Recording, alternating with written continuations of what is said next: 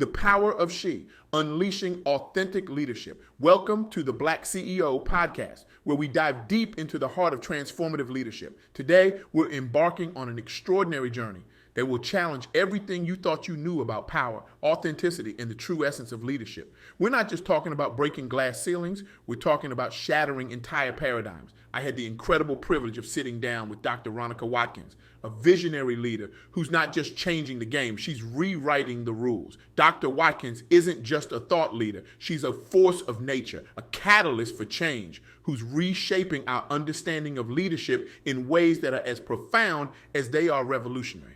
Now, before we dive in, I want you to take a moment. Close your eyes if you're in a safe place to do so. Imagine a world where leadership isn't about fitting into a mold, but about breaking it. A world where your uniqueness isn't just accepted, but celebrated. A world where the power of she isn't just recognized, but revered. Are you ready? Because what you're about to hear isn't just going to change your perspective, it might just change your life. Let's start with a question that's going to make you uncomfortable. It's going to challenge you. Are you ready? Here it is. What if everything you've been taught about leadership is only half the story? What if the missing piece, the key to unlocking true transformative leadership, is the power of she? Now, I know what some of you are thinking. Here we go again, another talk about women in leadership. But hold on, because this isn't just about women in leadership. This is about the future of leadership itself. This is about unlocking the potential within each of us, regardless of gender, to lead with authenticity, empathy, and unapologetic power.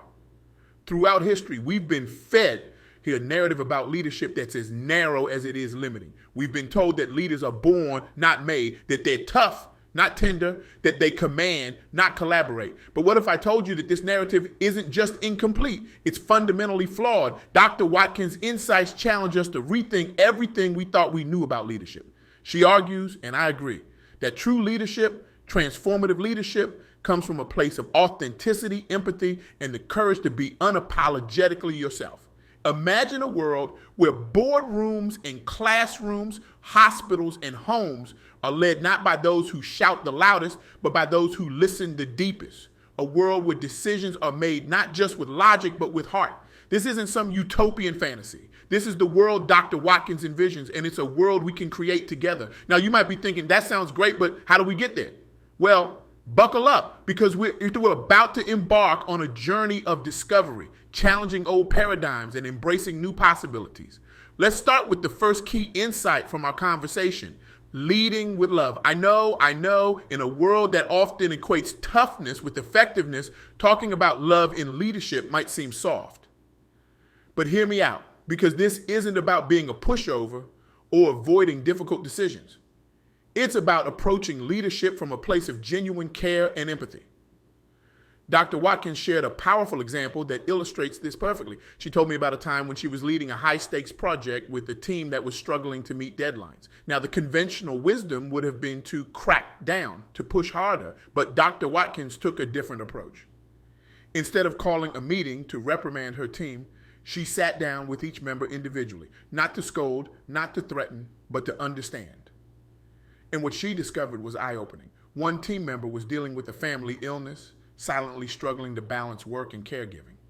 Another was grappling with imposter syndrome, doubting their abilities and afraid to ask for help. A third felt their skills weren't being fully utilized, leading to frustration and disengagement. Now, a traditional leader might have seen these as excuses, but Dr. Watkins saw them as opportunities. She rearranged workloads, provided additional support where needed, and created opportunities for team members to shine in their areas of strength. The result? Not only did the project get back on track, but team morale soared. Productivity increased, not because of fear or pressure, but because each person felt seen, heard, and valued. This is what leading with love looks like in action. It's not about being soft, it's about being human. But here's the kicker. Leading with love isn't just about how we treat others, it's also about how we treat ourselves. And this brings us to our second key insight: being authentic and consistent. In a world that often pressures us to wear masks, to present a polished, perfect version of ourselves, Dr. Watkins challenges us to embrace our true selves, flaws and all. She argues that consistency in our authenticity is far more powerful than any carefully crafted persona. Think about it. How much energy do we waste trying to be who we think others want us to be? How often do we hold back our true thoughts or feelings for fear of judgment? Dr. Watkins posits that this constant self-editing not only drains us, but also robs the world of our unique perspectives and contributions. She shared a personal story that really drove this point home.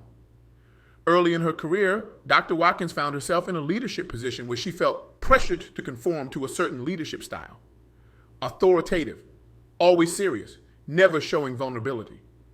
She tried to fit this mold, thinking it was what her team needed and expected. But something interesting happened. The more she tried to be this idealized version of a leader, the less effective she became. Her team seemed disengaged, creativity was stifled, and she felt constantly exhausted from maintaining this facade. It was only when she decided to be herself, to lead with her natural warmth, to share her own struggles and uncertainties, to laugh freely and show her passion, that things began to change. Her team became more open, more innovative, more willing to take risks. They saw her authenticity as permission to be authentic themselves. This is the power of consistency and authenticity. When we show up as our true selves day after day, we create an environment of trust and openness. We give others permission to do the same. And in doing so, we unlock levels of creativity, collaboration, and innovation that simply aren't possible in an environment of pretense and fear. But let's be real for a moment. Being authentic, especially as a woman in leadership, isn't always easy, which brings us to our third and perhaps most crucial insight: being unapologetically you. Dr. Watkins emphasizes that being unapologetically yourself doesn't mean being rude or disregarding others' feelings. It means owning your strengths, acknowledging your weaknesses, and refusing to dim your light to make others comfortable. She shared a powerful anecdote about a time when she was the only woman of color in a high-level strategy meeting. As she presented her ideas, she noticed some of her colleagues exchanging glances, their body language suggesting skepticism. In that moment, she had a choice. She could have toned down her presentation, tried to make her ideas seem less ambitious, less disruptive. Instead, she did the opposite.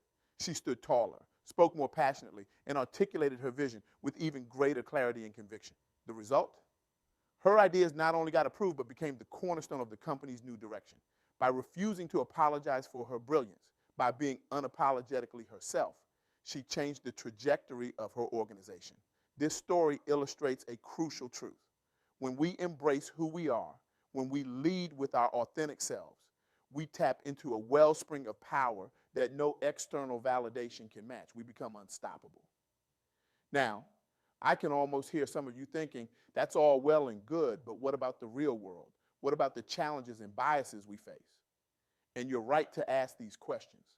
The path of authentic, empathetic leadership isn't always smooth, especially for women and people of color. But here's the thing: the challenges we face don't negate the power of authentic leadership. They make it even more crucial. In a world that often tries to put us in boxes, being unapologetically ourselves becomes an act of revolution. It challenges the status quo. It opens doors for others. It changes the narrative of what leadership looks like. Dr. Watkins' insights remind us that women lead in every aspect of our lives, whether we're in a boardroom, a classroom, or our own living rooms. We lead with our voices, our actions, our choices. And when we embrace this leadership, when we step into our power without apology, we create ripples that turn into waves of change. So, what does this mean for you? How can you apply these insights in your own life, your own leadership journey? First, start with self-reflection. Ask yourself, where in my life am I holding back? Where am I dimming my light? What would it look like if I led with love, if I was consistently authentic, if I was unapologetically myself? Second, practice vulnerability. Share your struggles as well as your successes. Create spaces where others feel safe to do the same. Remember, authentic leadership isn't about being perfect. It's about being real. Third, amplify other voices. Use your platform, whatever it may be, to lift up other women, other marginalized voices. Create a ripple effect of authentic, empathetic leadership. Fourth, challenge the status quo. When you encounter systems or attitudes that stifle authentic leadership, speak up. Your voice matters. Your perspective is needed. And finally, celebrate your uniqueness. Your experiences, your perspective, your voice, these are your superpowers. Don't apologize for them. Don't hide them. Let them shine. As we wrap up, I want to leave you with a final thought from Dr. Watkins. She said, the world doesn't need more people trying to fit in. It needs more people brave enough to stand out. This, my friends, is the essence of the power of she. It's about recognizing that our power as women, as leaders, as human beings, doesn't come from conforming to expectations. It comes from embracing our authentic selves, from leading with love, from being consistently true to who we are, and from unapologetically sharing our gifts with the world.